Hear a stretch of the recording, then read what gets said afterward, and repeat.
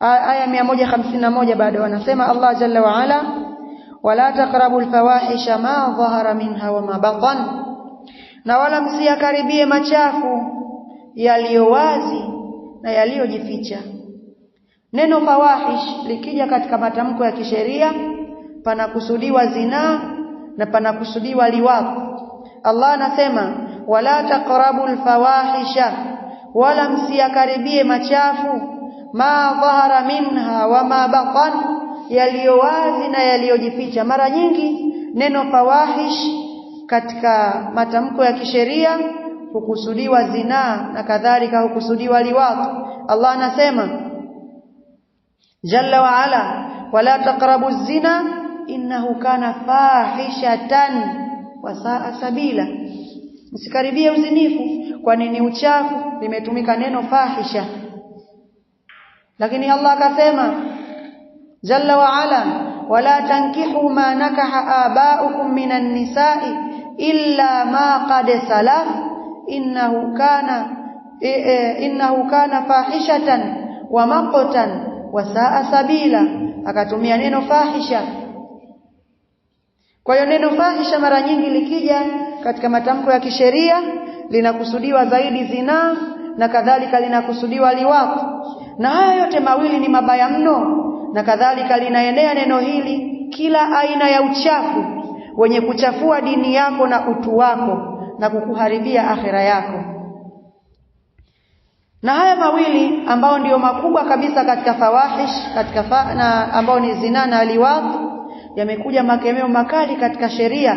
Na kwa ufupi zina kama tulivyoelezea, na ama upande wa liwaq Allah jalla wa ala ameelezea adhabu yake alivyowafanya kaumu Lut pale walipoyafanya hayo, kwamba aligeuza kwao ardhi, akaipindua ardhi kwa wao, ikawa juu ni chini na chini ni juu, wakadidimizwa katika ardhi.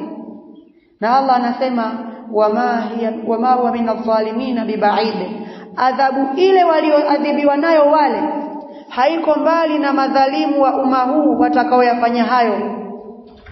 Kwa hiyo tunachelea sisi kupatwa ni adhabu kama ile maadamu watu hawa wapo katika jamii, na hivi sasa kwa bahati mbaya wanayadhihirisha waziwazi hayo.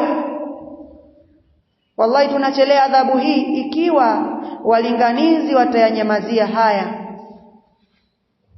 Mmoja katika ummahati almu'minin alimwambia Rasulullah anuhlaku wa fina salihun, ya Rasulullah, hivi tutaangamizwa na kati yetu kuna wanaofanya mema, wanaofanya ibada?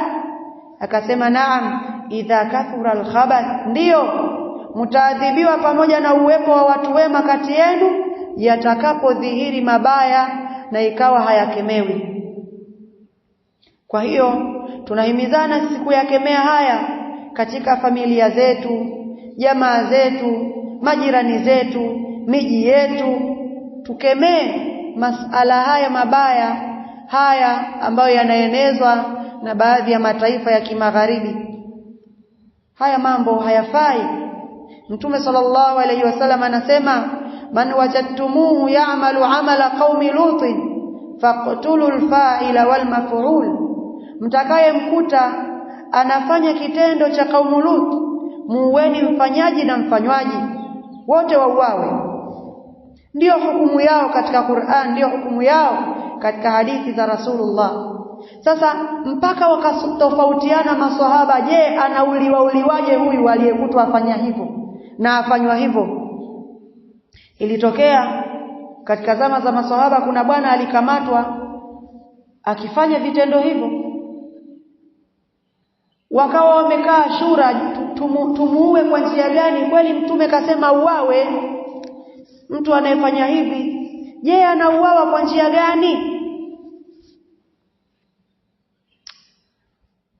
Ikawa wametoa rai mbalimbali. Baadhi yao wakasema apigwe mawe mpaka afe, wengine wakasema abebwe mpaka apelekwe juu ya mlima mrefu alafu atupwe kuanzia juu ya mlima, arushwe akaanguke chini huko apondeke kwenye mawe.